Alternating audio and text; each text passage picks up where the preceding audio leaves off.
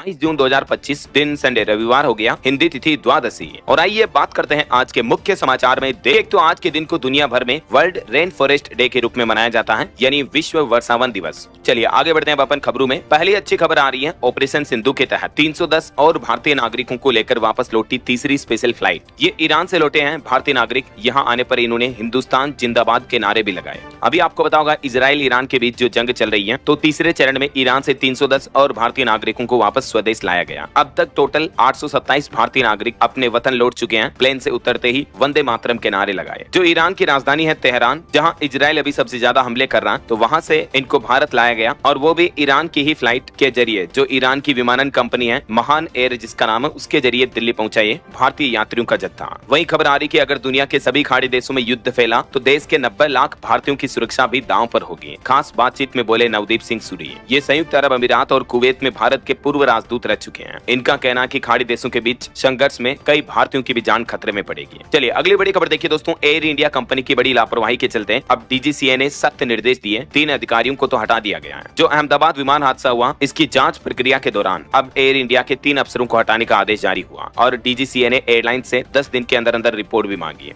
इस हादसे में टोटल 270 से भी ज्यादा लोगों की मौतें हुई थी। अच्छा, एयर इंडिया के बाद देखिए दोस्तों, बीते दिन इंडिगो कंपनी के विमान में भी एक बड़ी ट्रेजेडी हो गई। आसमान में विमान उड़ रहा था, तब फ्यूल खत्म होने लगा, तो पायलट ने मेडे कॉल किया। जब फ्लाइट में फ्यूल कम था, पायलट ने मेडे कॉल की। ये असम के गुवाहाटी से चेन्नई जा रही इंडिगो फ्लाइट की बंगलुरु में फिर इमरजेंसी लैंडिंग करनी पड़ी। टोटल इसमें 168 पैसेंजर्स थे। आपको पता होगा जो अहमदाबाद विमान हादसा हुआ था, उसमें भी पायलट ने अंतिम समय में मेडे कॉल ही किया था, है ना। और इस हादसे के बाद तो आपके ध्यान में होगा कई सारी एयर इंडिया की फ्लाइट कैंसिल हुई, और बिहार पटना एयरपोर्ट पर तो यात्रियों में भगदड़ मच गया इस बात को लेकर, क्योंकि एक बार फिर से एयर इंडिया की फ्लाइट्स कुछ पैसेंजर्स का लगेज लिए बिना ही पहुंच गई। तो पटना एयरपोर्ट पर यात्रियों ने हंगामा भी किया। हालांकि एयरलाइन ने कहा कि हम घर तक पहुंचाएंगे आपका सारा सामान। एयर इंडिया ने अपने यात्रियों से कहा कि वजन ज्यादा हो गया था, इसीलिए लगेज नहीं ला पाए। पटना एयरपोर्ट का रनवे छोटा है और बारिश हो रही थी, इसलिए हैवी सामान नहीं आ सका। वैसे इस हादसे के बाद अब एयर इंडिया के निरीक्षणों और ऑडिट की भी जांच होगी। डीजीसीए ने पिछले साल 2024 से लेकर अब तक का ब्यौरा मांगा है। चलिए अगली बड़ी खबर देखिए। पाकिस्तान ने साल 2026 के नोबेल शांति पुरस्कार के लिए अमेरिकी राष्ट्रपति डोनाल्ड ट्रंप को भी नामित किया, और इस नॉमिनेशन में डोनाल्ड ट्रंप को लेते हुए पाकिस्तान ने कहा कि भारत पाकिस्तान के बीच जंग रोकी, इसलिए अमेरिकी राष्ट्रपति ट्रंप को नोबेल शांति पुरस्कार मिलना चाहिए। हालांकि अमेरिका के राष्ट्रपति ने कहा कि मैं कुछ भी कर लूं तो भी मुझे नोबेल नहीं मिलेगा। वहीं ट्रंप की इन हरकतों पर जम्मू कश्मीर के मुख्यमंत्री उमर अब्दुल्ला भी बोले कि डोनाल्ड ट्रंप को सिर्फ अपनी परवाह है, हम उन्हें दोस्त जैसा मानते थे। पाकिस्तानी आर्मी चीफ मुनीर को लंच के बुलाने के मामले पर जम्मू कश्मीर के मुख्यमंत्री ने अब ये बयान दिया। और इजराइल ईरान के बीच जो जंग चल रही है, इस मुद्दे पर भी देखिए कांग्रेस की सोनिया गांधी बोली कि ईरान हमारा पुराना दोस्त है, तो भारत की चुप्पी परेशान कर रही है। इजराइल के हमलों पर भारत सरकार को मजबूती से बोलना चाहिए, अभी भी देर नहीं हुई है। सोनिया गांधी ने कहा कि भारत सरकार की चुप्पी दिखाती है कि भारत अपनी नैतिक और कूटनीतिक परंपराओं से हट रहा है। कांग्रेस की चेयरपर्सन सोनिया गांधी ने ईरान पर इजरायली हमले की कड़ी निंदा भी की है। उन्होंने द हिंदू में एक आर्टिकल में भी लिखा कि इजराइल खुद एक परमाणु शक्ति देश है, लेकिन ईरान को परमाणु हथियार न होने पर भी टारगेट किया जा रहा है। चलिए अगली खबर आ रही है। शिव सुब्रमण्यम बने अब पीएफआरडीए के नए अध्यक्ष। वहीं इस बार के टैक्स कलेक्शन पर भी रिपोर्ट आ रही है कि शुद्ध प्रत्यक्ष कर संग्रह यानी डायरेक्ट टैक्स कलेक्शन जो है, उसमें गिरावट आई है। 1.39% की है। 4.59 लाख करोड़ रुपए पर पहुंचा टैक्स कलेक्शन। और बड़ी खबर देखिए, गृह मंत्री अमित शाह ने कहा कि पाकिस्तान करेगा अब पानी की भूखमरी का सामना, सिंधु जल समझौता स्थगित ही रहेगा। जम्मू पहलगाम हमले के बाद जो भारत सरकार ने इस समझौते को कैंसिल किया था, तो उस पर एक बार फिर से अमित शाह का कहना कि ये समझौता अब कभी बहाल नहीं किया जाएगा। चलिए अगली बड़ी खबर देखिए। महाराष्ट्र चुनाव की फुटेज की मांग की जब विपक्ष ने, तो चुनाव आयोग ने गोपनीयता का हवाला देकर इसको नकार दिया और कानूनी बाधाएं भी गिनाई। ईसी यानी इलेक्शन कमीशन बोला कि हम पोलिंग सेंटर की फुटेज को सार्वजनिक नहीं कर सकते हैं, क्योंकि इससे वोटर को खतरा हो सकता है। जबकि राहुल गांधी बोले कि जिससे जवाब चाहिए वो ही सबूत मिटा रहा है। बीते कुछ दिनों से आपको पता होगा राहुल गांधी चुनाव में धांधली के आरोप लगाते रहे हैं चुनाव आयोग पर भी। तो इस मुद्दे और माहौल के बीच अब तो चुनाव आयोग ने एक और नया नियम लागू कर दिया है। जो भी चुनाव के इलेक्शन के फोटो वीडियो होंगे, उन्हें 45 दिन बाद डिलीट कर दिया जाएगा। तो कांग्रेस ने इस नियम पर भी कहा कि ये तो लोकतंत्र के खिलाफ है। अभी चुनाव आयोग के मौजूदा मुख्य चुनाव आयुक्त जो है वो ज्ञानेश कुमार है, और उन्हीं के द्वारा ये नया नियम लागू किया गया कि चुनाव के दौरान खींची गई फोटो, सीसीटीवी फुटेज, वेबकास्टिंग और वीडियो रिकॉर्डिंग अब सिर्फ 45 दिनों तक ही सुरक्षित रखी जाएगी। उसके बाद ये सारा डेटा नष्ट कर दिया जाएगा। चुनाव आयोग का कहना कि ये फैसला फुटेज के दुरुपयोग और सोशल मीडिया पर फैलाई जा रही भ्रामक जानकारियों को रोकने के लिए लिया गया है। वहीं लोकसभा चुनाव 2024 पर भी डेटा आ रहे हैं कि भाजपा ने टोटल इन चुनावों में 1494 करोड़ रुपए खर्च किए, जबकि कांग्रेस 620 करोड़ रुपए खर्च करने के साथ ही दूसरे नंबर पर रहा। हालांकि आम आदमी पार्टी और बीजेपी ने चुनाव आयोग को काफी देरी के बाद ये ब्यौरा दिया। वही देखिए राहुल गांधी ने मेक इन इंडिया को भी असेंबल्ड इन इंडिया कहा। बोले कि मैन्युफैक्चरिंग 10 साल में सबसे नीचे चल रही है। देश में बेरोजगारी सबसे ज्यादा है। मोदी सिर्फ नारे उछाल रहे हैं। कहीं न कहीं देखा जाए तो राहुल गांधी इन मुद्दों को लेकर जो सरकार से सवाल कर रहे हैं ये वाकई में सही है। आज हमारे देश की मुख्य समस्याएं जैसे बेरोजगारी और महंगाई पर सरकार को बहुत ज्यादा ध्यान देने की और सुधार करने की जरूरत है। राइट, आपकी क्या राय और विचार है इस मुद्दे पर कमेंट करके बताइएगा जरूर मुझे। चलिए अगला अपडेट देखिए। उत्तराखंड राज्य में 10 जुलाई को होंगे पंचायत चुनाव। राज्य में त्रिस्तरीय पंचायत चुनाव की तारीखों का ऐलान हो चुका है। 25 जून से ही नामांकन प्रक्रिया शुरू होगी और आचार संहिता आज से लागू हो चुकी है उत्तराखंड में। चलिए अगला अपडेट देखिए। दिल्ली में भी मानसून की एंट्री हो चुकी है। उत्तर प्रदेश, राजस्थान समेत देश के कई राज्यों में झमाझम बारिश हो रही है। अभी भी IMD की तरफ से अगले 3-4 दिन के लिए भारी बारिश की चेतावनी जारी की है कई राज्यों में। आगे बताऊंगा मैं आपको और भी मौसम समाचार विस्तार से। फिलहाल देखिए अगली बड़ी खबर। टेक न्यूज से खबर आ रही है कि Apple company AI startup perplexity को खरीदने का प्लान कर रही है। लगभग 1.25 लाख करोड़ रुपए में ये डील हो सकती है और ऐसा हुआ तो ये कंपनी की सबसे बड़ी खरीद होगी। वहीं खबर आ रही कि अंतरिक्ष में पहली बार इंसुलिन और ब्लड शुगर पर होगा रिसर्च। एक्सियोम 4 मिशन में एस्ट्रोनॉट पहनेंगे ग्लूकोज मीटर। इससे डायबिटीज के इलाज में भी मदद मिलेगी। और खबर है कि F-35 फाइटर जेट की जांच करेगी अब ब्रिटिश टीम। केरल के तिरुवनंतपुरम इंटरनेशनल एयरपोर्ट पर 6 दिन से खड़ा ये विमान, जिसकी इमरजेंसी लैंडिंग की गई थी। वहीं बड़ी खबर आ रही है साइबर सुरक्षा संदेश से उकताए लोग। खटक रही है कॉलर ट्यून में बॉलीवुड एक्टर अमिताभ बच्चन की आवाज। आजकल जब हम किसी को भी कॉल करते हैं तो उससे पहले 30-40 सेकंड का संदेश बजता है, जिसमें अमिताभ बच्चन अपनी आवाज से साइबर सुरक्षा के बारे में लोगों को जागरूक करते हैं। राइट, लेकिन इस कॉलर ट्यून से अब लोग बहुत परेशान हो रहे हैं। केंद्रीय दूरसंचार मंत्रालय और ट्राई को कई शिकायतें मिल रही है। सोशल मीडिया पर तो लोग इसे बंद करने की भी मांग कर रहे हैं। लोगों का कहना कि 1-2 बार सुनने के बाद ये संदेश बार-बार सुनना असहनीय हो गया है। और इस मुद्दे पर देखिए मध्य प्रदेश में मंत्री ज्योतिरादित्य सिंधिया भी बोले कि बच्चन की आवाज से मैं भी परेशान हूँ। इंदौर में पूर्व विधायक गुप्ता ने मंत्री से कहा कि साइबर फ्रॉड कॉलर ट्यून को बंद किया जाए। दरअसल अभी केंद्र सरकार साइबर धोखाधड़ी और डिजिटल फ्रॉड के विरुद्ध जन जागरूकता अभियान जो चला रही है,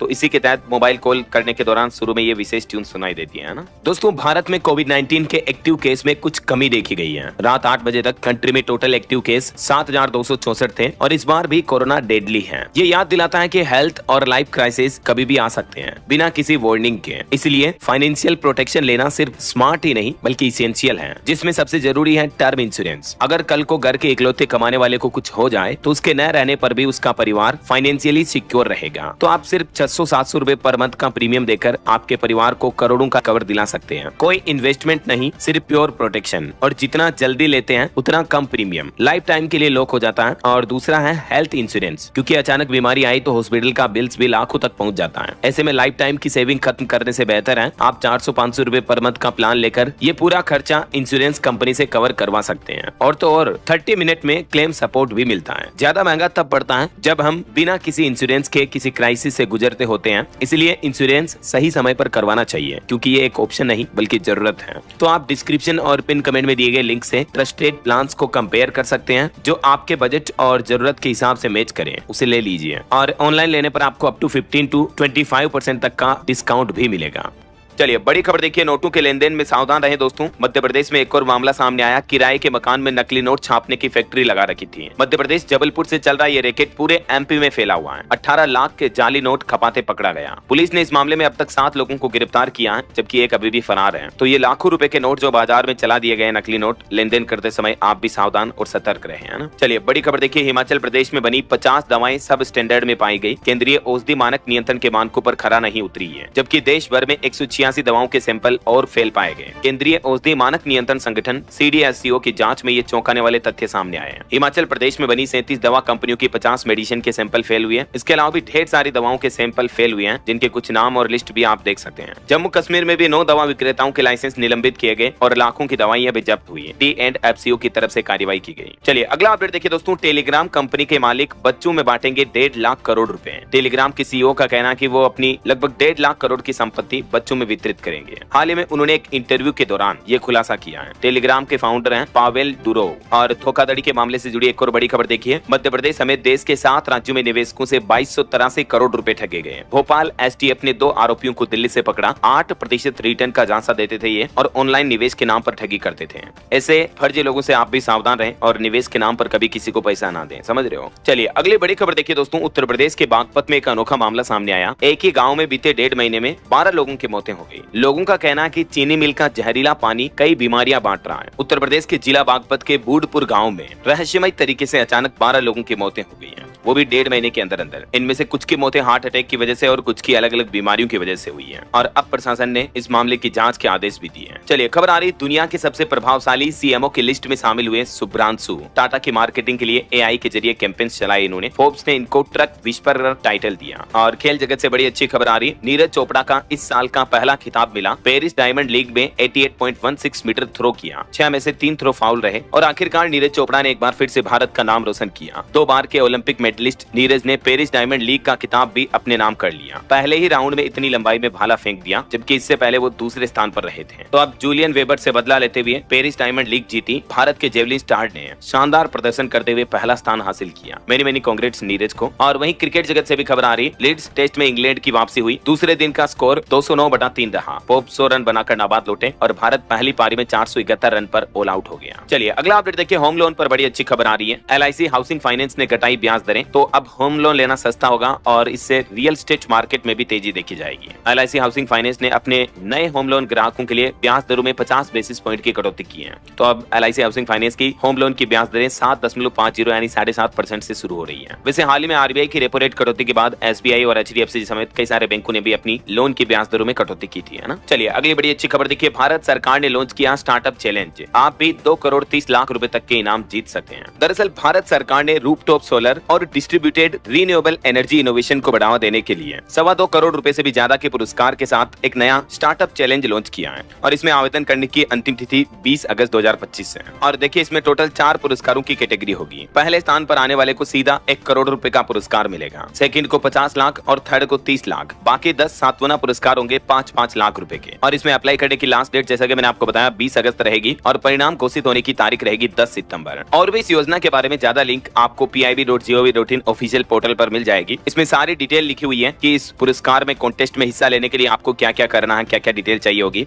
और इसका ऑफिशियल लिंक है startupindia.gov.in। इस लिंक पर जाओगे आप तो यहाँ से आप आवेदन कर सकते हैं, इस कॉन्टेस्ट में हिस्सा लेकर इस प्राइज मनी को जीत सकते हैं, ठीक है ना। तो ये दोनों ही लिंक मैं आपको इस वीडियो के नीचे डिस्क्रिप्शन में डाल दूंगा, चेक कर लीजिएगा आप। फिलहाल देखिए अगला अपडेट, NPCI ने इनकम टैक्स पोर्टल पर लॉन्च की पैन और बैंक अकाउंट लिंकिंग की नई सुविधा भी है, जिससे कि आपका त्वरित पैन और बैंक खाता लिंक हो पाएगा, मैनुअल त्रुटियों में कमी आएगी और टैक्स रिफंड की प्रोसेस और तेज होगी, है ना। चलिए अगला अपडेट आ रहा, मिस्र के विदेश मंत्री डॉक्टर बद्र अब्देलती 2 दिन की यात्रा पर कल सोमवार को भारत आएंगे और इस दौरान वे केंद्रीय वाणिज्य और उद्योग मंत्री पीयूष गोयल, रेल मंत्री और विदेश मंत्री एस जयशंकर से भी मुलाकात करेंगे। चलिए चुनाव से पहले बिहार सरकार के कुछ बड़े फैसले देखिए। बिहार के नीतीश सरकार ने पेंशन की राशि बढ़ा दी है, अब 400 नहीं बल्कि बिहार के सभी वृद्धजन, दिव्यांगजन और विधवा महिलाओं को हर महीने 1100 रुपए पेंशन मिलेगी। सामाजिक सुरक्षा पेंशन योजना के तहत मिलने वाली इस धनराशि को बढ़ा दिया है। सभी लाभार्थियों को जुलाई महीने से ही बढ़ी हुई पेंशन मिलेगी और सभी लाभार्थियों के खाते में ये राशि हर महीने की 10 तारीख तक पहुंच जाएगी। बुजुर्ग, विधवा और दिव्यांगों को मिलने वाली पेंशन की धनराशि को बढ़ाया है। बिहार विधानसभा चुनाव से पहले मुख्यमंत्री नीतीश कुमार ने ये सबसे बड़ा फैसला लिया। जो पहले 400 मिलती थी उसमें 700 रुपए हर महीने की बढ़ोतरी कर दी है और अब 1100 रुपए हर महीने मिलेंगे, है ना। चलिए अगली बड़ी खबर देखिए, राजा रघुवंशी हत्याकांड मामले पर खबर आ रही है। सोनम और राज को न्यायिक हिरासत में भेजा गया। पुलिस की ओर से रिमांड न मांगे जाने पर कोर्ट की तरफ से ये फैसला सुनाया। अभी सोनम और राज 13 दिन की न्यायिक हिरासत में रहेंगे। बताया जा रहा कि राजा के लिए कफन भी लेकर आया था राज। भाई बोला कि नार्को टेस्ट के लिए सुप्रीम कोर्ट तक जाऊंगा। वहीं उनके परिजनों से बात के दौरान ये भी पता चला कि राजा से शादी करने के लिए अड़े थे सोनम के पिता।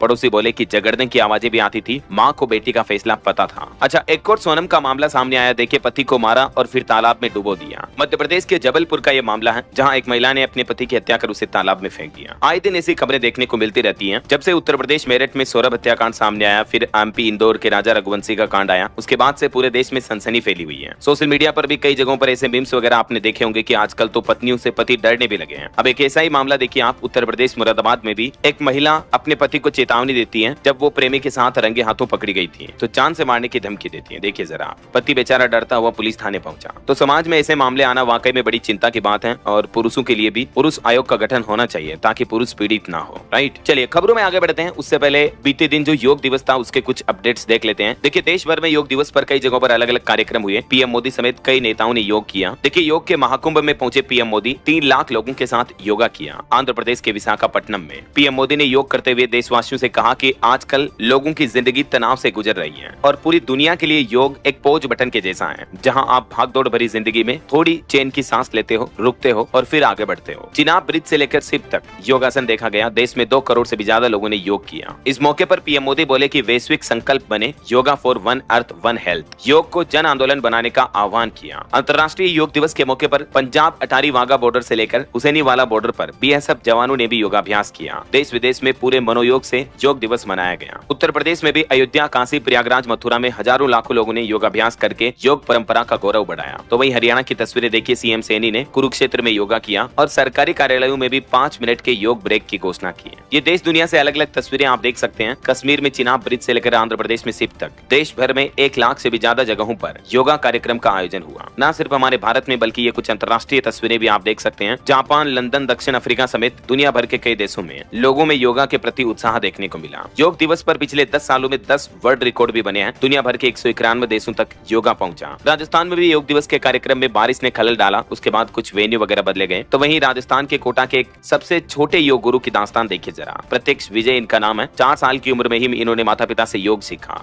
और ये दुनिया के सबसे छोटे योग गुरु हैं। अब तक इनके नाम 3 विश्व रिकॉर्ड भी हैं। अंतर्राष्ट्रीय योग दिवस पर ईसा फाउंडेशन ने भी बड़ी पहल की। 10,000 से ज्यादा सैनिकों को कराया योगाभ्यास। तो वहीं यूपी लखनऊ में भी 3500 एनसीसी कैडेट्स ने भी योग किया। तो कुछ यूं रहा योगा दिवस का कार्यक्रम। और चलिए आगे बढ़ते हैं अपन खबरों में। इजराइल ईरान युद्ध से जुड़े कुछ अपडेट देखिए दोस्तों। इस युद्ध को रोकने की ईरानी विदेश मंत्री और यूरोपीय अधिकारियों के बीच कूटनीतिक वार्तालाप भी हुई और ठीक इसी समय अमेरिकी राष्ट्रपति डोनाल्ड ट्रंप भी इस युद्ध में अमेरिकी सेना के हस्तक्षेप पर भी विचार कर रहे थे। लेटेस्ट अपडेट ये आ रहा कि इजरायली हमले में एक और ईरानी न्यूक्लियर साइंटिस्ट की भी मौत हो गई। ईरानी राष्ट्रपति बोले कि परमाणु प्रोग्राम हमारा हक है। अब अमेरिका ने B-2 बॉम्बर्स भी रवाना किए। इजराइल और अमेरिका ये नहीं चाहते कि ईरान भी परमाणु शक्ति देश बने। यही वजह है कि इस लड़ाई का मुख्य कारण अभी ये देखा जा रहा है। और खबर आ रही कि इजराइल ईरान युद्ध से तेल संकट भी गहराया। भारत का ऑयल इंपोर्ट बिल भी बीते कुछ दिनों में काफी बढ़ा है। वही देखिए, रूस के राष्ट्रपति व्लादिमीर पुतिन बोले कि यूक्रेन हमारा है, दोनों देशों के लोग एक ही हैं। सुमी शहर पर कब्जे की चेतावनी दी। तो उधर यूक्रेन के राष्ट्रपति जेलेंस्की ने भी कहा कि रूसी राष्ट्रपति जंग खत्म नहीं करना चाहते हैं। देखा जाए तो बीते कुछ सालों से जो रूस यूक्रेन और इजराइल ईरान की जंग है, ये पूरी दुनिया के लिए बड़ी चिंता का विषय बनी हुई है। कई एक्सपर्ट भी इस बात पर चिंता जता रहे हैं कि ये जंग के हालात तीसरे विश्व युद्ध की वजह भी बन सकते हैं।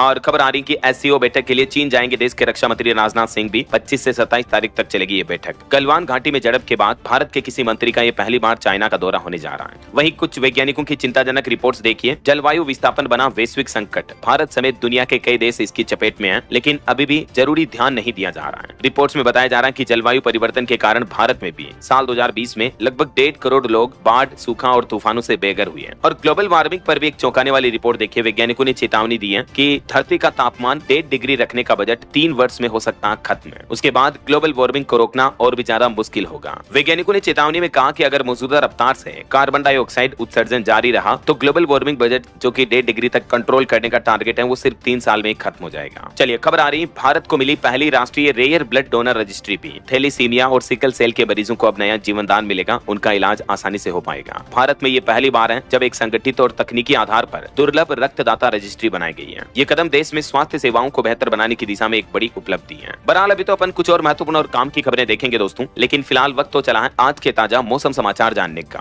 देखिए, देश की राजधानी दिल्ली में भी मानसून की एंट्री हो चुकी है। यूपी, राजस्थान समेत देश के कई राज्यों में झमाझम बारिश का अलर्ट जारी किया है IMD ने। और देखिए, उड़ीसा राज्य में तो भारी बारिश की वजह से बाढ़ आ गई। 50,000 से ज्यादा लोग प्रभावित हैं। उफान पर चल रही है सुवर्ण रेखा नदी भी। 17 से ज्यादा गाँव में पानी भर गया। क्योंकि उड़ीसा के पड़ोसी राज्य झारखंड में भारी बारिश हुई, इसका असर बिहार, उड़ीसा समेत कई राज्यों में देखने को मिल रहा है। देश की राजधानी दिल्ली में तो अगले 6 दिन के लिए IMD ने अलर्ट जारी किया। लगातार झमाझम बारिश होगी पूरे सप्ताह के लिए। न सिर्फ दिल्ली बल्कि देश के और भी कई राज्यों के कई इलाकों में तेज बारिश चल रही है। राजस्थान में भी पूरे राज्य में मानसून एक्टिव हुआ। बीते दिन भीलवाड़ा में 9 घंटे में 7 इंच बारिश से बाढ़ जैसे हालात पैदा हो गए। ये भारत के मानसून मानचित्र में आप देख सकते हैं। देश के अधिकतर राज्यों में, अधिकतर इलाकों में मानसून जो है पहुंच चुका है। कुछ अलग अलग राज्यों के हालात देखिए आप। मध्य प्रदेश में भी मानसूनी बारिश की वजह से चित्रकूट में बाढ़ जैसे हालात पैदा हुए। पहाड़ी पर श्रद्धालुओं की एंट्री रोकी गई। भोपाल समेत 20 जिलों में बारिश चल रही है। MP गुना में ट्रैक्टर ट्रॉली नदी में बह गई, एक व्यक्ति की जान भी चली गई। तो वहीं राजस्थान के भी 11 शहरों में तेज बारिश का अलर्ट है। जोधपुर में कार नाले में गिरी 3 लोगों की मौत हो गई। आज और कल भी राजस्थान के 30 जिलों में बरसात की चेतावनी है। देखिए, राजस्थान के कई जिलों में बारिश की वजह से सड़कें भी मानो दरिया बन गई। बांध और तालाबों का जल स्तर भी बढ़ने लगा। सामान्य से 90% ज्यादा बारिश हुई है मानसून की शुरुआत में ही। और उत्तर प्रदेश में भी देखिए दोस्तों, कुछ लोगों की बड़ी लापरवाही। बाइक पर पत्नी और बच्चे को बैठाकर एक व्यक्ति यमुना नदी पार करते हुए वीडियो में कैद हुआ। प्रयागराज में भी भारी बारिश की वजह से महापौर के ऑफिस में भी पानी भर गया। तो वहीं काशी में भी बादल बरसे।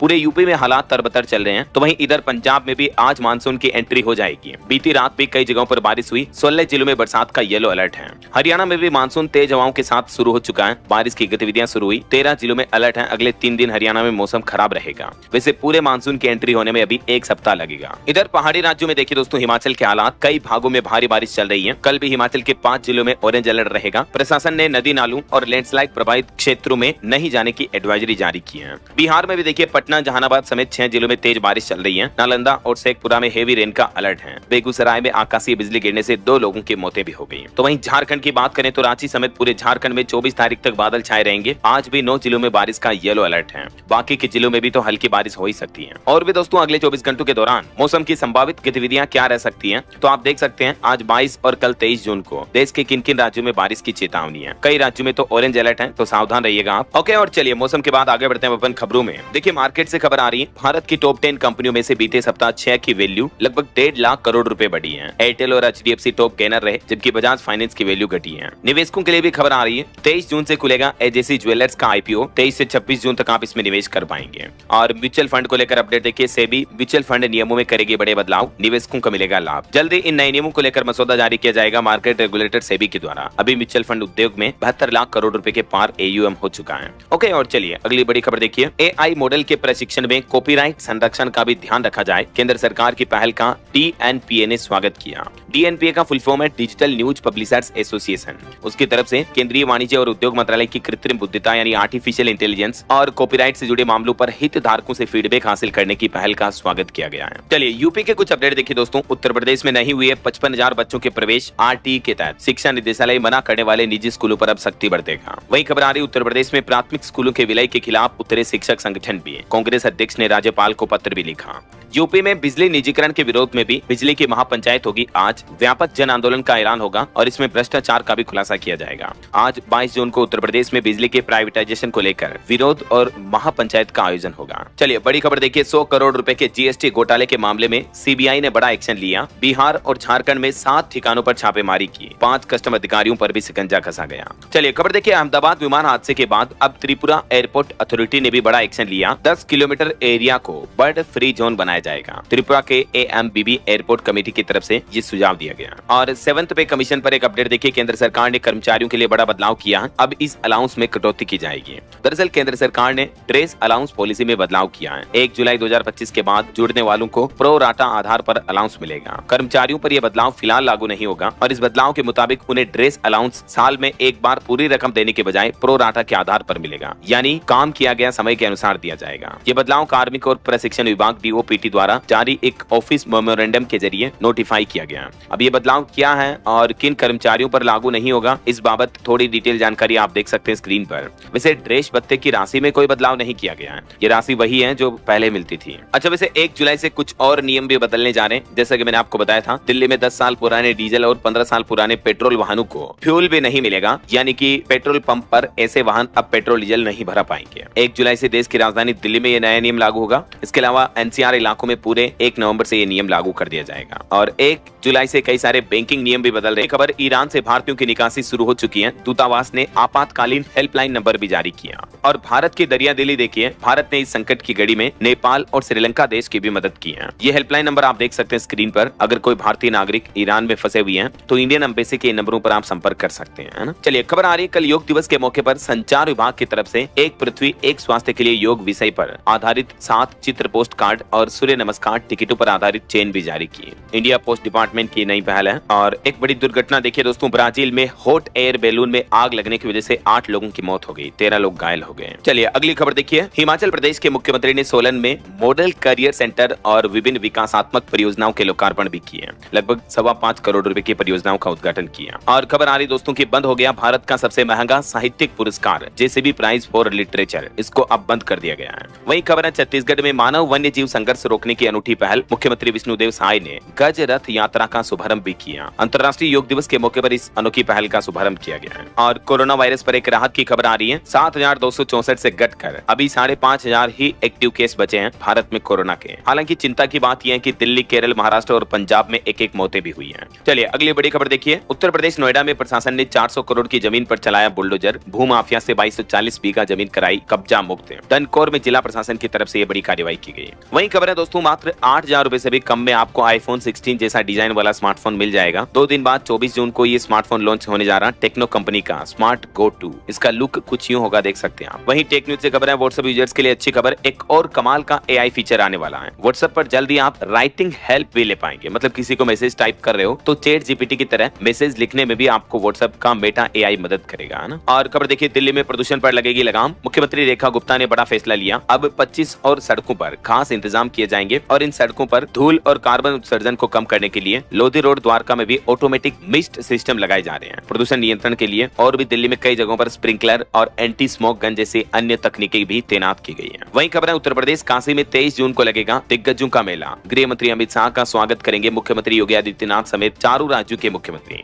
और खबर देखिए, झारखंड में मैया सम्मान योजना के अगर आप भी लाभार्थी हैं तो सावधान हो जाएं, क्योंकि इस योजना के नाम पर आजकल साइबर ठग लोगों के बैंक अकाउंट खाली कर रहे हैं। इस योजना को मोहरा बनाकर लोगों से उनकी बैंकिंग डिटेल्स चुरा रहे हैं और फर्जी व्हाट्सएप अकाउंट बनाकर जालसाजी की जा रही है। तो आप भी सावधान रहें। इस नंबर से अगर व्हाट्सएप मैसेज आता है जो कि इस नंबर के माध्यम से लोगों की डिटेल मांगी जा रही है तो ना सौंपे, है ना। चलिए खबर आ रही है, राजस्थान वॉलीबॉल संघ ने किया रामानंद चौधरी का सम्मान। प्रदेश में वॉलीबॉल के विकास को लेकर प्रतिबद्धता भी जताई गई। वहीं खबर है, बिहार के सभी पंचायतों में सोलर लाइट की होगी जांच। बिहार के नीतीश सरकार की तरफ से एक वजह के चलते अहम फैसला लिया गया है। दरअसल सोलर लाइटों की गुणवत्ता पर सवाल उठने लगे हैं। उसके बाद पंचायती राज विभाग ने जांच का आदेश भी दिया है। मुजफ्फरपुर जिले से ये शुरुआत होने जा रही है। और खबर देखिए, बिहार के कॉलेजों में जल्दी होगी 115 प्रधानाचार्यों की नियुक्ति भी। सभी कुलपतियों तक पहुंच गया नया आदेश। वही खबर है, 2 जुलाई को अगले महीने चुनावी मंथन के लिए बिहार पटना भी आएंगे देश के रक्षा मंत्री राजनाथ सिंह। बूथ मैनेजमेंट पर उनका फोकस होगा। चलिए कुछ और स्टेट न्यूज अपडेट देख लेते हैं फटाफट से। देखिए, राजस्थान जयपुर से कुछ और साइबर ठग पकड़े गए जो कि देश के 7 राज्यों में 24 करोड़ से ज्यादा की ठगी कर चुके हैं। ये चाइनीज ठगों को बेचते थे इंडियन बैंक अकाउंट की डिटेल। अंतर्राष्ट्रीय गैंग के 4 बदमाश पकड़े गए हैं। राजस्थान जयपुर से इनको अरेस्ट किया गया है। और वही देखिए, मध्य प्रदेश उज्जैन में भी महाकाल के नाम से फर्जी वेबसाइट के जरिए भक्तों से ठगी की जा रही थी। ऐसी 7 वेबसाइट को बंद किया गया। खबर है, छत्तीसगढ़ में देखिए 140 शिक्षक और कर्मचारियों से 50 करोड़ की ठगी की गई। आरवी ग्रुप ने महंगे होटल में बुलाकर एक स्कीम बताई और फिर लोन का पैसा लेकर भाग गए। और खबर देखिए, बिहार में सरकार की नई पहल, 5 एकड़ से बड़े जितने भी तालाब हैं वो अब टूरिस्ट डेस्टिनेशन बनाए जाएंगे। बिहार की नीतीश सरकार बनवाएगी बैंक्वेट हॉल भी, कैफे, चेंजिंग रूम, बोटिंग और पाथवे वगैरह ये सभी सिस्टम तालाबों पर लागू किए जाएंगे। और खबर देखिए, बिहार के पटना में देश में पहली बार लागू हुई पुल संधारण नीति भी। हाईटेक तरीके से होगा पुलों का निरीक्षण भी। आईआईटी दिल्ली और पटना को ये जिम्मा सौंपा गया है।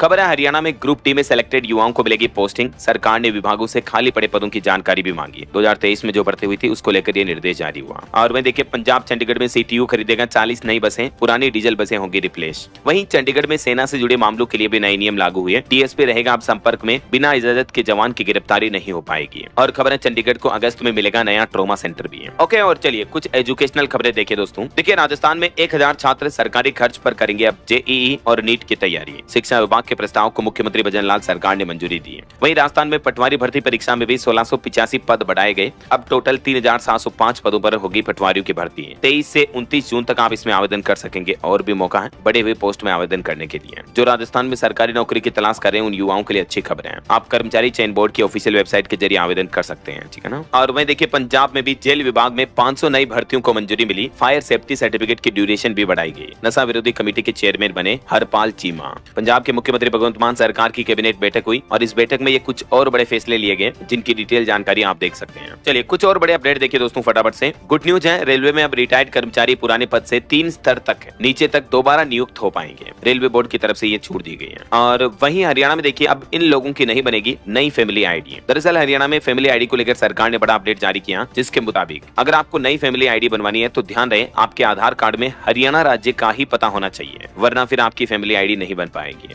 और खबर आ रही उत्तर प्रदेश में गाजियाबाद और लखनऊ में भी बनेंगे फ्लैटेड फैक्ट्री कॉम्प्लेक्स। एमएसएमई को मिलेगी रफ्तार। टेक न्यूज से कुछ बड़ी खबरें देखिए आप। गूगल कंपनी एक नई तैयारी कर रही है। यूट्यूब में शामिल होने जा रहा Vivo 3, जो गूगल का Gemini AI video creation program है, उसको अब यूट्यूब में इंटीग्रेट करेगी कंपनी, जिससे कि आपको यूट्यूब वीडियो बनाने के लिए एआई सपोर्ट भी मिल पाएगा, है ना। और देखिए, मेटा ने भी लॉन्च किए न्यू स्मार्ट ग्लासेज, मिलेगा 3K वीडियो सपोर्ट और डबल बैटरी बैकअप भी। चलिए खबर देखिए, मध्य प्रदेश में सरकारी शिक्षकों के लिए एक नया नियम लागू हुआ। अब हाजिरी के लिए स्कूल में बच्चों के साथ सेल्फी लेना अनिवार्य होगा। नए एजुकेशन सेशन से यह नया नियम लागू हो जाएगा और अगर इस नियम का पालन नहीं किया तो टीचर्स की सैलरी भी रुक सकती है। बच्चों के साथ सेल्फी लेनी है तभी टीचर की अटेंडेंस लगेगी, ताकि मध्य प्रदेश में अब टीचर खुद एब्सेंट नहीं रह पाएंगे, बंक नहीं कर पाएंगे, है ना। चलिए खबर आ रही, अयोध्या राम मंदिर के पुजारियों की भर्ती के लिए भी फिर से होगा प्रशिक्षण। आवास के साथ मिलेगी छात्रवृत्ति की सुविधा भी। और अंतर्राष्ट्रीय न्यूज से बड़ी खबर देखिए दोस्तों, इजराइल ईरान जंग के बीच ईरानी राष्ट्रपति बोले कि कि न्यूक्लियर प्रोग्राम हमारा हक है, युद्ध की धमकी देकर हमें डरा नहीं सकते हैं। अमेरिका ने B2 बॉम्बर्स भी रवाना किए। ओके, और चलिए दोस्तों अंत में आज के राशिफल पर नजर डाल लेते हैं। देखिए, मेष राशि वालों के बिजनेस कॉन्टेक्ट मजबूत होंगे और कन्या राशि वालों को रुका पैसा भी मिल सकता है। और भी कुछ अलग अलग राशियों का राशिफल आप देख सकते हैं स्क्रीन पर। और